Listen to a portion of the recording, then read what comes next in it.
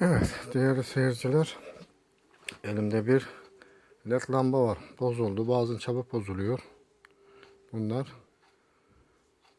Bu bozulan lambaları tekrar tamir etmenin kolayı var. Eğer ledler yanmadıysa normal şunları şu şekilde çıkarıyorsunuz. Ondan sonra bunu ben önceden şey ettim, biraz hazırladığı gibi oldum. Şurayı da böyle çıkarıyorsunuz şeyle, bıçak yardımlarıyla. Bu şekilde. Bu bıçak yardımını çıkardıktan sonra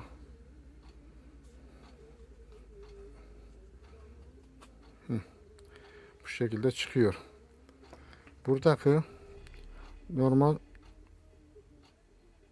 şu şekilde buna ait bir direnç var. Genellikle bunlar yanıyor. Şu şekilde.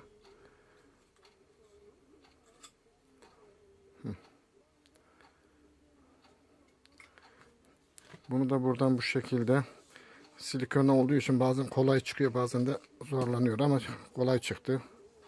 Evet.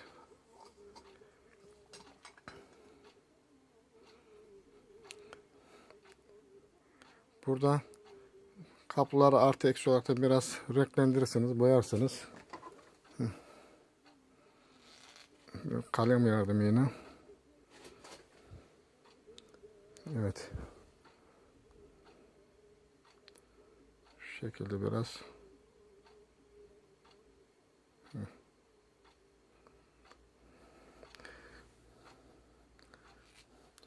Bunu bir havya yardımıyla söküp elinizdeki bulduğunuz tekrar biraz daha güzel kaliteli dayanıklı keramik dirençler var böyle.